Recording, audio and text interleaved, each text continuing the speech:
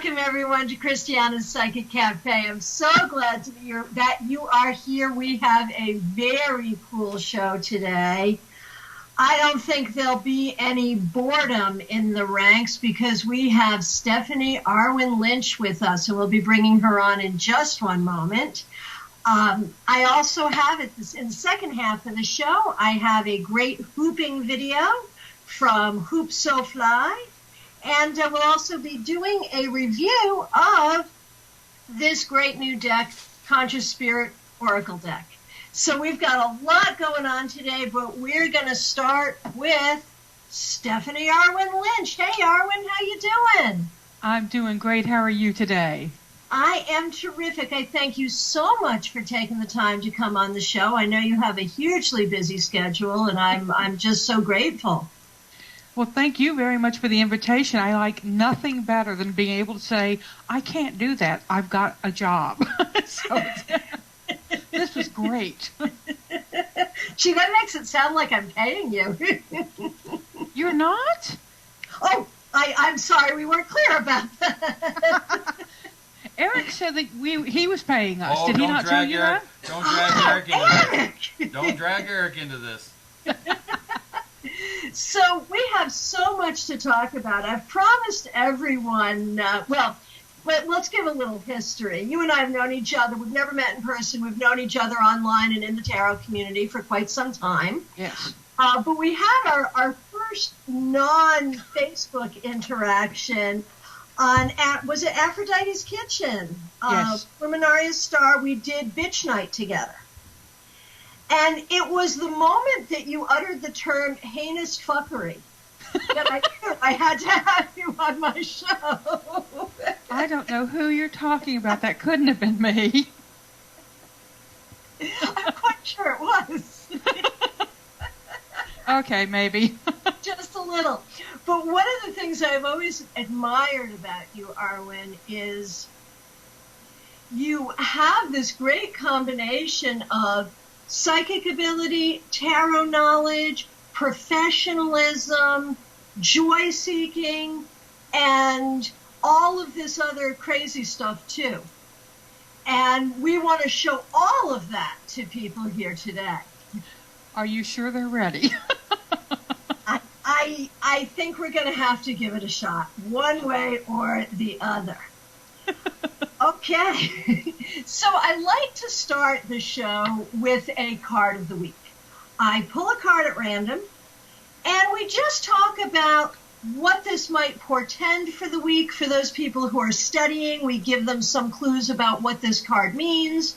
So I'm going to pull the card, and I'm going to ask you your immediate thoughts about the card, either from a teaching perspective, what it means to you, or what you feel it might speak to the upcoming week, whatever comes to your mind, and then I'll share some stuff as well. So, mental drum roll, psychic drum roll. Let's send a psychic drum roll. The card of the week is, we're doing reversals. The Four of Swords reversed. Get your butt up, stop feeling sorry for yourself, and hit it.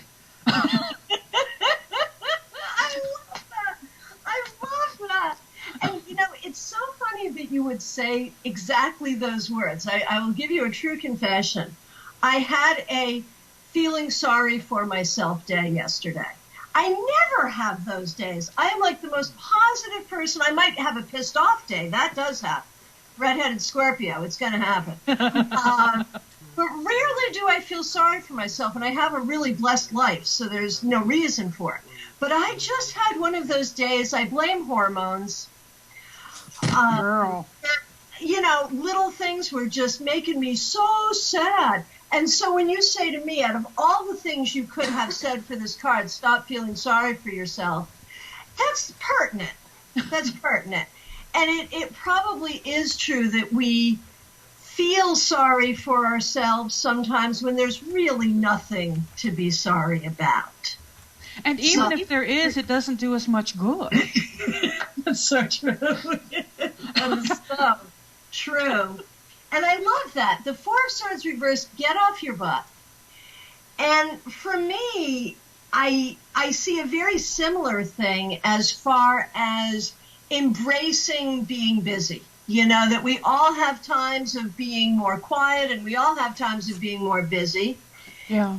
And, you know, when you have your own business, it's always going to be one or the other. It's always going to be too busy or too slow, never exactly, you know, the perfect balance.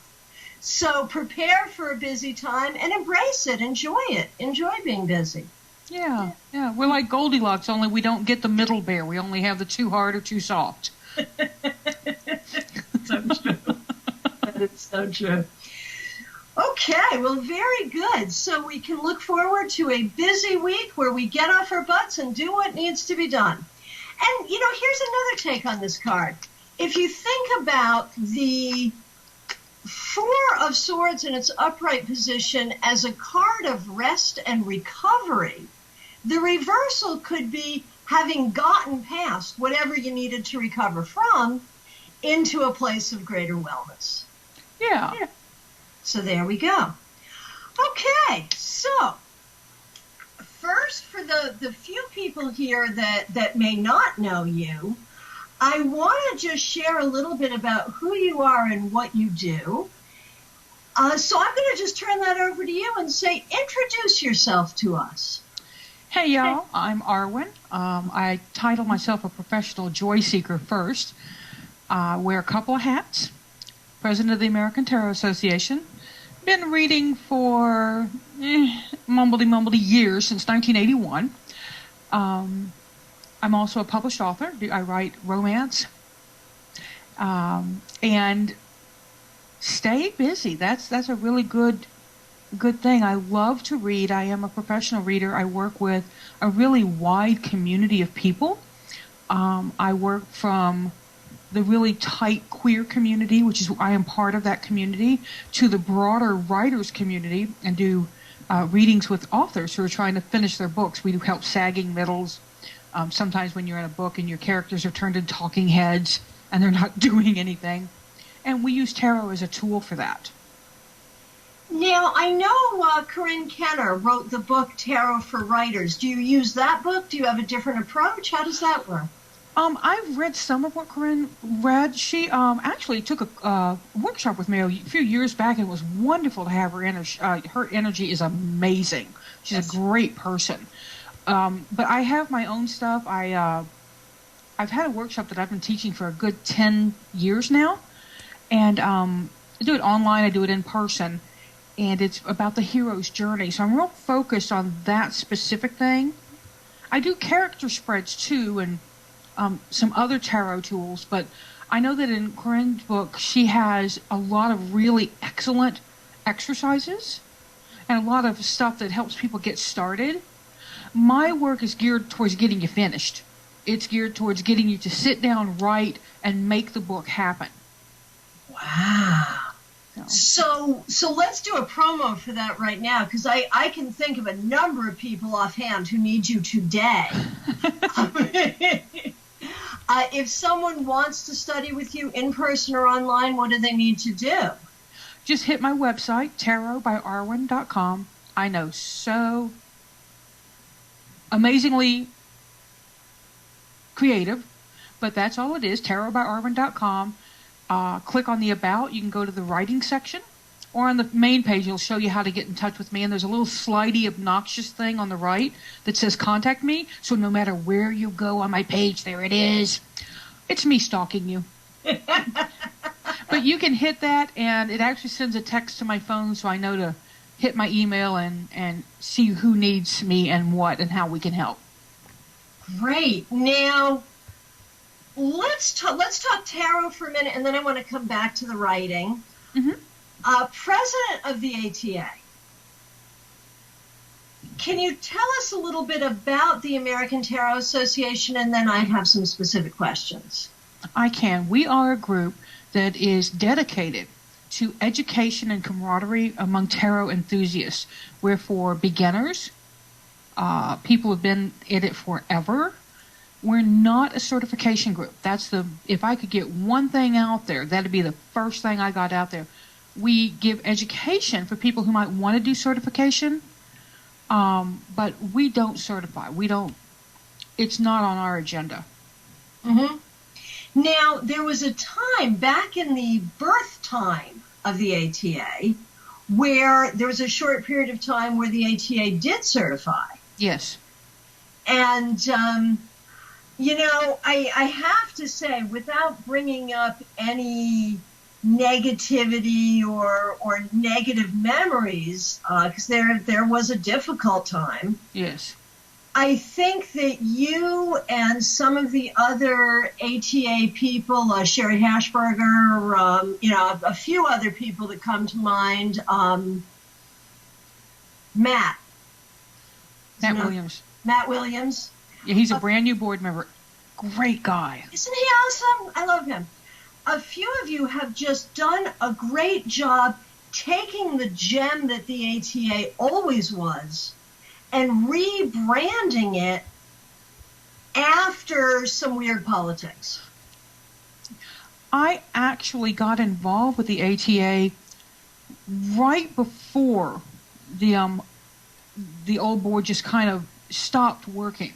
I don't know what happened. I mean, they just stopped for whatever reason.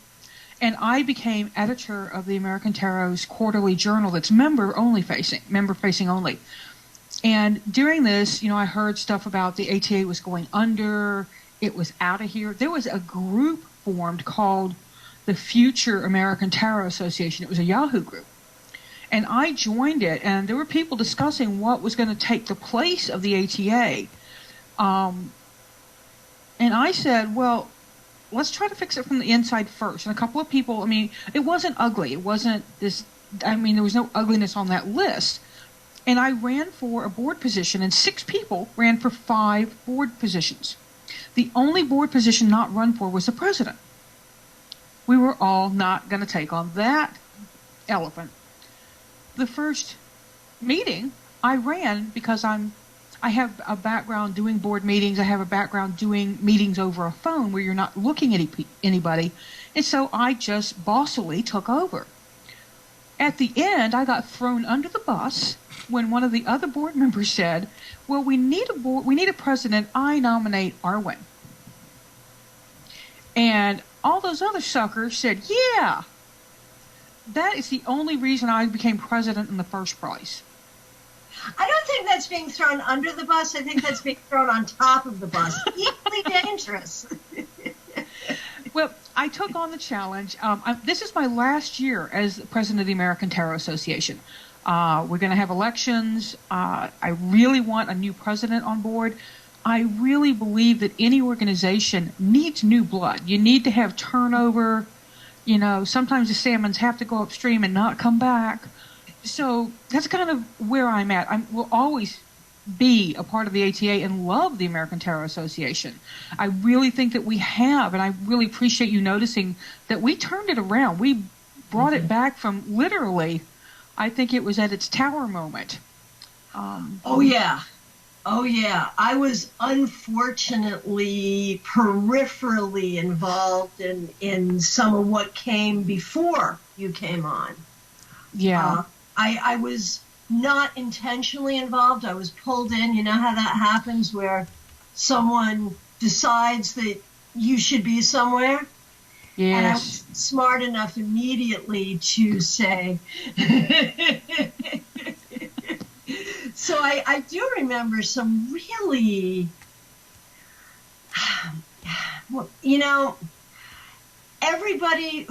I believe that everyone who was involved had the best interest of the tarot community at heart. There are those who would say different, who believe that some people had other interests, had another agenda. I don't really believe that. I think it's their vision. Right. Their vision of what they saw the community as, and that may have been tunnel vision for some of us. So, but yeah, I agree with you. I wasn't involved in the previous uproar. I guess that's a good way to say it. And I'm glad. It sounds like it was a pretty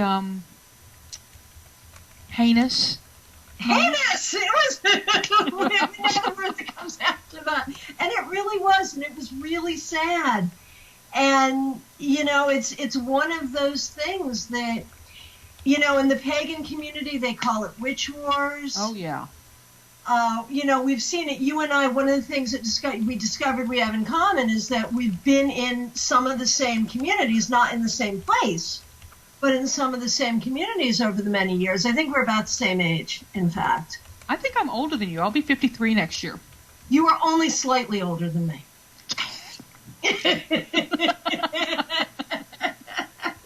I will be 51 this October. You're just a baby. Yeah, right. And, it's always so disheartening when people who are there to do a good thing end up in all of this weird stuff. And sometimes it's ego, and sometimes it's difference in vision. It can be all different things. Sometimes it's just personality. But it's so disheartening, and I just really appreciate what you and your board did to, there's none of that I see now. It's not even a question. We try very hard not to, because there's no need for it. We have so many tarot organizations in the world, that we just don't need to have the kerfuffle. There doesn't need to be that kind of drama in our community. Right, absolutely. Okay, so talk just for a minute. I want you to do the shameless plug for your readings. What kind of readings do you do? How can people have readings with you? Give me all that. I do tarot conversations. I believe that it's a back and forth between me and you as whoever my client is. I prefer doing them on Skype. I'll do them here. I'm in Austin, Texas. Anybody who's here, other than Evan, I see you in the chat room, fella. He's a good friend of mine. But I like to have conversations. I call it more Jungian approach, because what I want to do is look at the cards like they're a map. Our life is a journey. We look at the map, we see what's ahead. If you see a card that says bridge out ahead, what idiot keeps driving? Pull over, reroute, figure it out. That's all a card that's bad means. Right. And I try to empower most of my clients will tell you that a reading with Arwen leaves you with homework. You generally have to go home and make lists. You have to reconsider things. You have to get a little more thorough with your self-interrogation, if not investigation. Nice. And people can get a reading with me. I offer a 15-minute sample. Or you can do a half hour, or you can do a full hour if you like. And all of that information is on tarotbyarwen.com. Way down at the bottom, it even has the prices on there. I figure we're all adults. You can say yay or nay when you see the price. So that's beautiful. Okay, couple of other questions. What's the difference between gay and queer? For me, queer is an all-encompassing term. It covers homosexual, lesbian, bisexual, intersex, transgendered. Oh, am I forgetting one? LB. I'm probably forgetting one. But it encompasses everything. Because of how I live my life, queer fits me better than lesbian or gay. So I prefer queer. Nice. Okay, and as such, I have a question for you. Yes, I'd go out with you. Oh my God. I'm so honored. And I hear that Austin is a really great place. It's wonderful. You really do have to come sometime. It's so much fun. It's a great city. Well, now that you said that, I'm booking my flight, I'll tell you what. Come on. Robin Renee, who provides a lot of music for this show, says queer is also cultural in the chat room. Yeah, I think that's a really good, and it's one of those words that have been taken back. When I was in the 80s, when I was in my young dyke days, I was a dyke. I wanted you to call me a dyke. I didn't want to be called a lesbian. I was a dyke. Birkenstocks, flannel. I didn't wear rainbow suspenders. I'm sorry.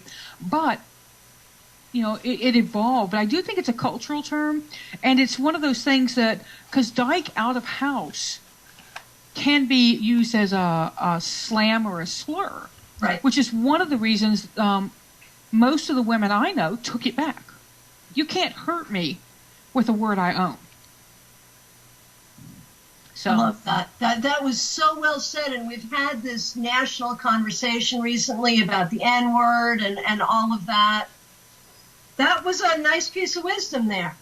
Okay, here's the question. You're probably aware in popular culture what's been going on in the hip-hop world, where for many years hip-hop was seemingly very anti-gay, using words that tend to be slurs and using them as slurs. Mm-hmm. Recently, Macklemore, a white rapper, has a huge hit with a song called Same Love, which, you hear it. It's in the 20-minute rotation on your adult contemporary station. And it is a pro-gay anthem. No freedom till we're equal. I love it. Wow. Also, very recently, Adair Lyon did it's got a bad title. The title is Gay is Okay, but it's it's another rap tune. I don't think it's been as popular, and I don't think it's as good. Here's the problem. There is an outcry right now in certain aspects of the gay community saying that both Macklemore and Adair Lyon are straight. Macklemore has a gay uncle. Adair Lyon's best friend is gay. So they are straight allies coming out in the hip-hop community in favor of marriage equality, in favor of hip-hop getting out of the ancient times and embracing the gay community. The songs are popular, they're making a lot of money, and the gay community is saying cultural appropriation. Sorry. Can you speak to that? I get what they're saying, but it's also like being saved from a house that's burning and spitting on the fireman who's just trying to help. And I haven't heard the songs. And my friend Evan can tell you this, I don't listen to much music at all. I actually leave all the sound is off in my house, generally speaking. I even have a dog who doesn't bark. She's an African barkless dog, so it's really crazy. But I can see from the queer side of, we fought this battle so hard, and now you people are making money. But again, it's got to start somewhere, and the popular culture of music is one of the best places. Music has been one of the first places that revolution has really turned itself around. I mean, we have, put a feather in his hat and called it macaroni, and I can't think of the song. Yankee Doodle? Thank you. It was a revolutionary promo song, if you will. Right. So we've had a lot of that. We've had all sorts of, how to rev people up with music. In the Civil War, there were two sides. We had the Battle Hymn of the Republic, and we had Dixie. Again, music, and still today, those two songs still represent those two sides.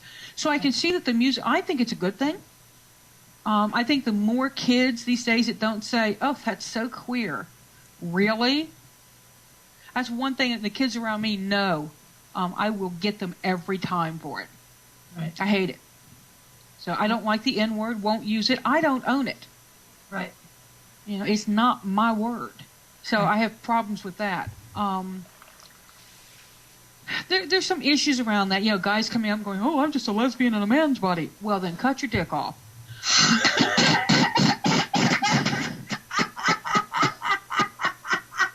So, maybe. I think I just lost a few monitors out there. Sorry, guys. But that's a problem for me. I understand they're trying to be solidarity and they're trying to show camaraderie. that one doesn't work for me on a personal level. I hear you. I hear you. Now, Robin Renee, and do you know Robin? Have you met Robin Renee? I don't think so. Hi, Robin. I see she says Frank Ocean is a bi rapper. That's cool. That is very cool. I'm going to hook you guys up on Facebook. Robin provides music for the show, and she also comes on and does commentary from time to time. Super. And I'm afraid I'm going to lose my new girlfriend to her, but I think you guys would love each other. So I'm going to totally hook you guys up on Facebook, because that's good of you. It is good of me. Absolutely. Okay. So I agree with you about, my point was this. When we talk about the percentage of the queer community, they say 10% of people are gay. Now you add to that, the people who flutter around on the Kinsey scale, whatever, but we're still not talking about 50% of the population. And so if we don't have straight allies that stand up and make songs and vote and encourage other people to vote, there will never be marriage equality. Mm-hmm. Is that not right? That's got to be right. I think so. I'm not sure the 10% number is right. I think it's a little higher. But it sure is the tarot community. Yeah, it is. I marched in Washington. In 1983, we called it the Angry March. Uh-huh. Were you gentle, angry people singing for your lives? I love Holly Near and Ronnie. That's something I really wanted to talk to you about. I love them. But I marched at the Angry March, where we marched past Reagan in the White House and said, 2468, how do you know Michael's straight? And then I marched in the Happier March, and I think, was that Clinton? It must have been Clinton then. And it was a totally different atmosphere. We were so pissed off when Reagan was in. Mm-hmm. And we marched, we yelled, we screamed. Some of us put our high heels and boas on. Others were Birkenstocks and suspenders. You didn't know who was who. But I really think that we have to, as a community, give up this idea of them and us. I'm not going to like everybody if we're one big family. We're not going to be one big happy family. We're going to rub each other the wrong way. Heck, we do it in our blood family. Think about, your last holiday home. Was everybody happy? Probably not. So that's what I hope for. There was a meme going around on Facebook about something, and Evan, I think, was the first one that said, "My race is human," on my Facebook page. And I said, yeah, that's it. That's the answer. There you go. When they have a write-in on race, I'm going to start using that one. I love that. I love that. From Robin Renee, her favorite protest chant was, "George Bush, read our labia, U.S. out of Saudi Arabia." You go, Robin. I like it, but if George Bush gets that close to my labia, we are going to have a problem. I'm so glad you mentioned Holly Near, and you mentioned her in the same breath of saying, we're not them and us. I've seen Holly live twice. The first was the Holly and Ronnie tour. And I was in New Haven. This is the 80s, of course. I was in New Haven, and Local 34, which were the Yale workers, was on strike. It was supposed to be at Yale, and they ended up in a gym somewhere in Hamden because they weren't going to cross the picket lines. Mm-hmm. So we all had to sit on the gym floor. I brought my parents to see Holly and Ronnie. Now, my dad was a Methodist minister, and older. He was older. He was like 22 years older than my mother. And my mom was a minister's wife. But they loved the Weavers. They loved Ronnie Gilbert. And I was like, you know what? And they were lefty. They were lefty Christians, lefty socially conscious Christians. Okay, fine. So I brought them to see Holly and Ronnie. And Holly, when doing Gentle Angry People, said, if we stopped identifying as this person is gay, this person is straight, if everyone stood up and said, we're all gay, then who would you discriminate against? Mm-hmm. And she had us all sing, first, "We Are Gay and Straight Together," and then "We Are a Gay and Lesbian People." Yeah. And my mother was able to do it. My dad couldn't. He respectfully maintained his silence, but enjoyed the show nonetheless. But my mother was able to sing along with that. Oh, and that's years adorable. later, her best friend came out as a lesbian to her. And she dealt. She totally dealt. I think she always believed that there was something wrong, like that was a clinical problem, Mm-hmm. but she accepted it. So, so there you go. I have a friend who says they sent their mom a card every year that said, "Happy anniversary, yes, I'm still gay." Her mother truly felt it was a phase. So I was blessed. My mom was one of my biggest supporters. She was an amazing woman. So which did you figure out first? That you were queer or that you were psychic? Which came first?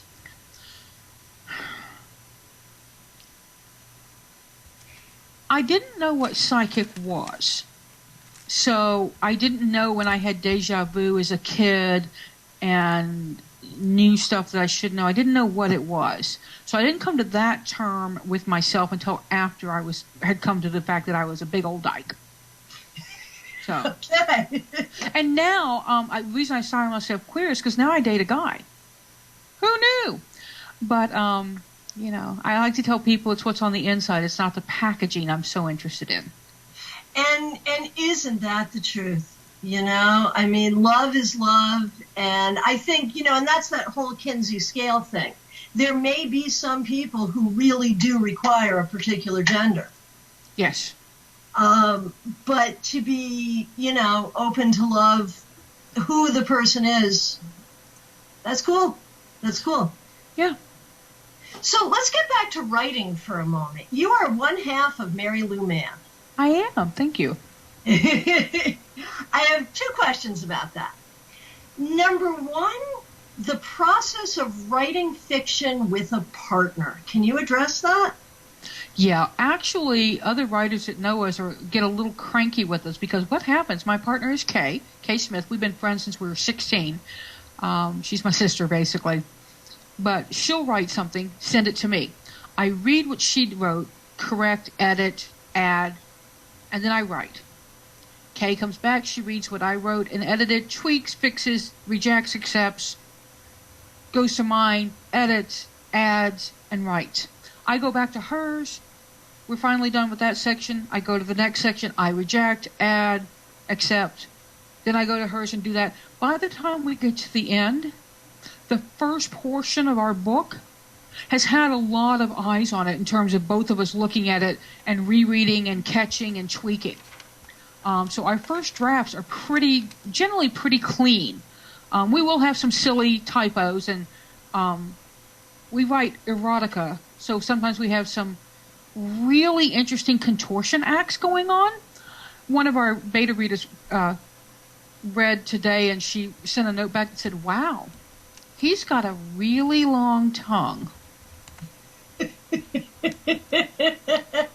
had to read it again and went, "Boy, must be a whale. He was on the other side of the room," and all of a sudden, yeah. So, that's why we have beta readers, is to catch that. So, and I think this question would work whether or not it was erotica. When I've written fiction, I've had basic plot points, but the characters do kind of do what they're going to do, and sometimes they do differently than I had intended them. Yeah. How do you guys work out plot points, and do you find that the characters take on that personality and do what they're going to do through both of your direction or lack thereof? Because Kay and I have been friends for so long, even as girls, we were making up stories and pretending to be the men from Uncle. We role played Solo and Ilya, the Russian guy. He's now Ducky on NCIS. But our characters, we know them so well. Sometimes they'll still surprise us. We just put a book to bed. It's with our editor now. She's reading it, whether she accepts it or not. Please God. We won't know for another couple of weeks probably. But one of our characters said something to one of the other characters, and I wrote back to Kay and I went, where did he come up with that from? I'm really glad he said it. And Kay said, I don't really know. I was just typing and it just came out. She has dreams about our characters. She's incredibly creative and gets these amazing stories coming up. And then we sit down. We're not really good, and Kay will laugh. There's plotter and pantser in the writing world, right? There's the plotter. I know what's happening here, and I have my little bullet points here, and then here, and here, and here, and I'm going to write from start to finish. And then there's the pantser who says, oh, this would be a cool scene. I don't know where it goes. Put it over there. Oh, this would be a cool scene. Oh, wait, that goes in front of that. And they're writing by the seat of their pants is the joke there.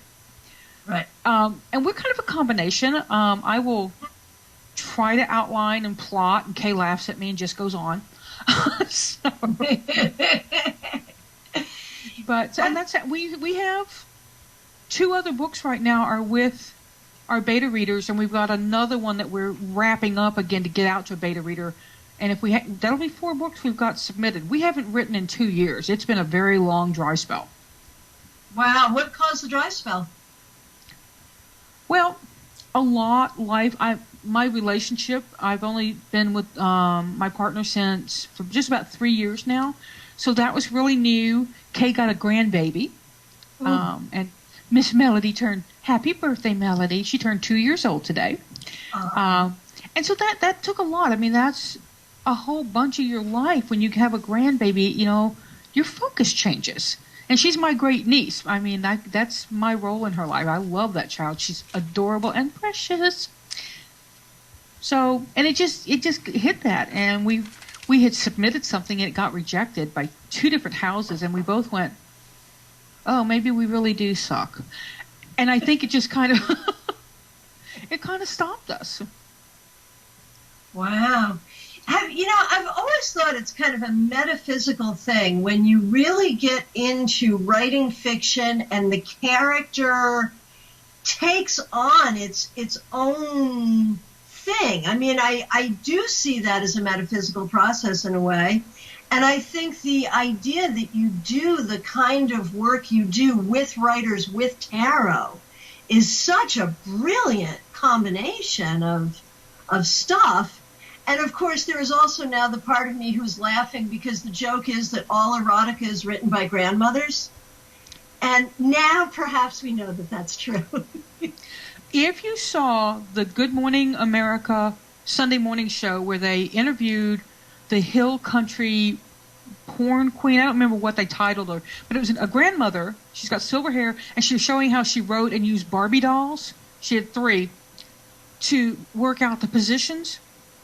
She writes for my house. I know her. I mean, I know who she is. So, and she's one of our most popular authors for a good reason. Hell of a writer. So I got to ask, 50 Shades of Grey. Did you read it? What'd you think? Didn't read it. Read the first page and thought, this is a wall banger, and I am not going to do it. A wall banger.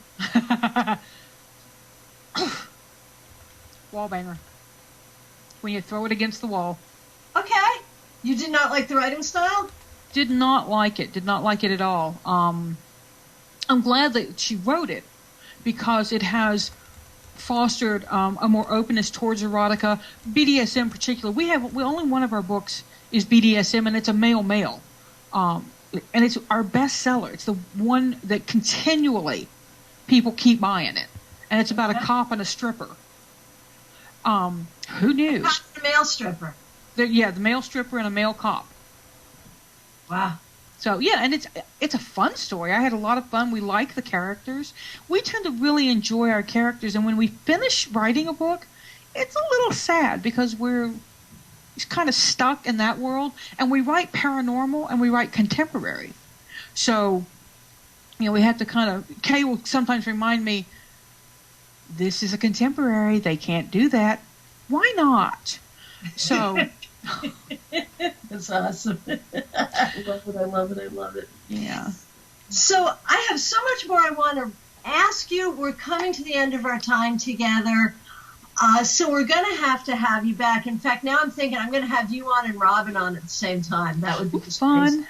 That would be cool. But I want to remind everyone, tarotbyarwen.com for a tarot reading with a obviously very interesting person. And if you happen to be a writer, this is the person to help you. What we're going to do now is go to a hooping video, and you had mentioned to me today that you have done some hooping. Is that true? It is true. I have a bad back right now, and otherwise I'd be doing it, but my office mate here in town in the tarot office that we co-rent, or I was co-renting, is a hooper. She's a teacher of hooping here in town. Her name is Michelle, and she's awesome. Michelle Amaranth. Perfect. I'm a benched hooper, too. I have an issue where I can't be in my hoop right now. That's so cool that you hoop.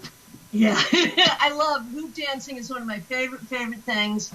And the person that we're going to see now, it's Cassandra Tenenbaum. She's been a guest on this show. She's a founder of Hoop So Fly, which is Hoop South Florida.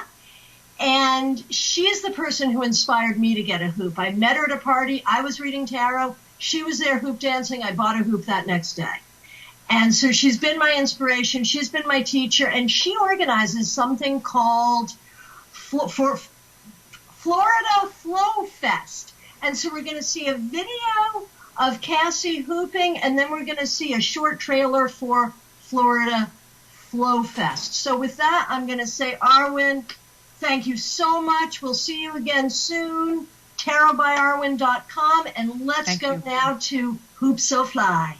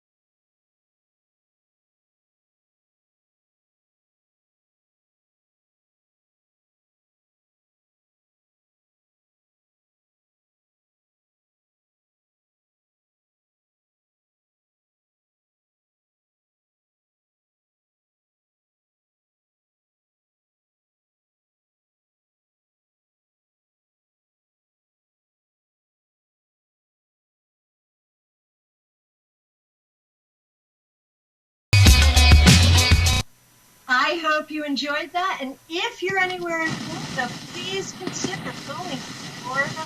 Oh. I got one more video for you.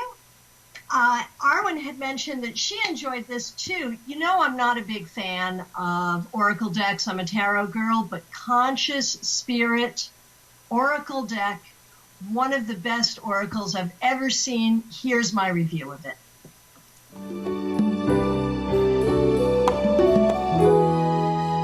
Hi, this is Christiana Gaudet. I am here with a review of Conscious Spirit Oracle deck. This is a new deck from US Games by South African fantasy artist Kim Dreyer. Some of you know I am not easily impressed with oracle decks. I'm a tarot girl. I like the structure of tarot. I like the many uses of tarot. To me, oracle decks often just don't cut it in comparison. But this one does. I would not use it the way I use tarot, but I think that Conscious Spirit Oracle deck has a real place as a tool of spiritual discovery, and I think that I will certainly use it, and I think that many people will really enjoy this deck. Let me show it to you. First of all, here's the box. There are 44 cards. The little white book is the same size as the card. And in the introduction of the little white book, which, by the way, is very well written, listen to this. Conscious Spirit Oracle deck was created to honor, celebrate, and reconnect to nature, spirit, and the divine feminine in all her forms. The angel, fairy, goddess, the maiden, mother, and crone. These cards are numbered 1 through 44, and they're not in a random order. They are in a sequential order to create a journey, much like the journey of tarot. By working from card 1 through to card 44, you will be taken through the steps to awaken and discover your unique path.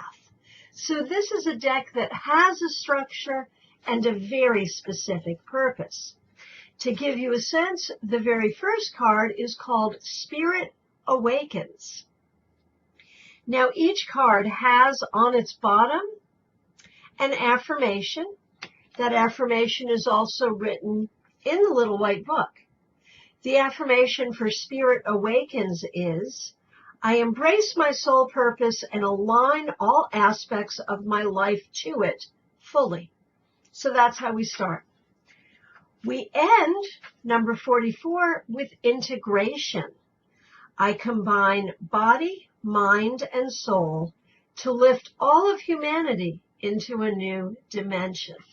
Now, imagine if each one of us did that, humanity would truly be lifted. So, although I appreciate the order of these cards, the first thing I did when I looked at the cards was I broke them into groups. And here's what we've got. We've got 4 elementals. The fire elemental, the air elemental, the earth elemental, and the water elemental. And as an example, the affirmation for the water elemental, I allow my body, mind, and spirit to flow intuitively through the changes in life. Very nice.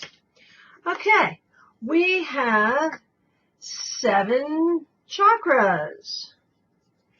And let me show you, I like the throat chakra particularly. Here's the throat chakra.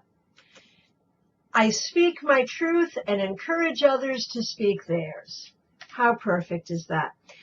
Probably my least favorite image in the entire deck is the third eye chakra. But you can see it really is very meaningful. It really does work. I like the color. It just to me looks like her face is about to fall off. But as you can imagine, if this is my least favorite image, this is a great deck.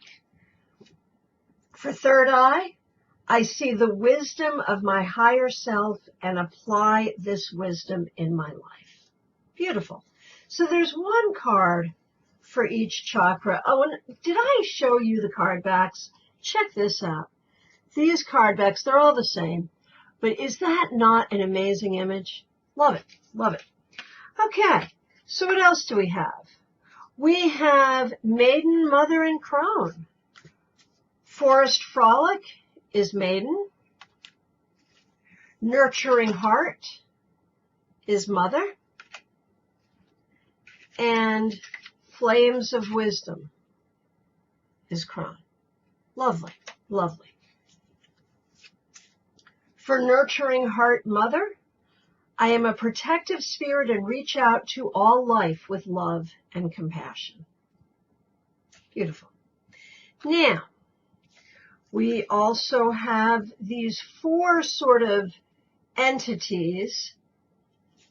Moon Goddess, which I particularly like. Sun Goddess. Nature Spirits. And Spirit Guides. For Spirit Guides, we have, I open my heart to my guides and trust in the wisdom they share with me. Okay, we have four angels. Archangel Raphael, Archangel Gabriel, Archangel Michael. Let me show you Michael. And Earth Angel. And for Earth Angel, I am a guardian of Mother Earth and protect all who live on her. Beautiful. Now, the other 22 cards are goals, things to focus on, things to be, things to do, like balance, meditation, release. Here's the first one that I already told you about, Spirit Awakens. That's how we start our journey. We also have Celebrate Life. And one I like particularly, Wheel of Life. Let me hold that up so you can really see it. Wheel of Life. And the affirmation for Wheel of Life is, I am guided by the cycles of life and live in complete harmony with them. The uses that I see for this deck, I could certainly see it used in conjunction with another media, used at the end or beginning of a tarot reading to set a focus. I could see it used in meditation. I could see it used in path working, simply going through a card a day in order or a card a week in order to, as she says in the booklet, to find your unique path. I could see doing a card of the day, pulling a card at random to give you a focus and something to think about, an affirmation for the day. I really feel like these images are so special that just by looking at them, we will be opening ourselves to wisdom. We will be able to meditate with ease, and we will be able to focus on our own spiritual growth and healing. So, Conscious Spirit Oracle Deck by Kim Dreyer, published by U.S. Games. If you're a person who likes Oracle decks, I think you'll love this deck. And you know what? If you're like me and you don't always like Oracle decks, well, if you like beautiful, evocative, meaningful images, if you like affirmations that really mean something, if you like a thoughtful oracle that has a sense of structure to it, if you resonate with the divine feminine, with the four elements, with the 7 chakras, this is a deck for you.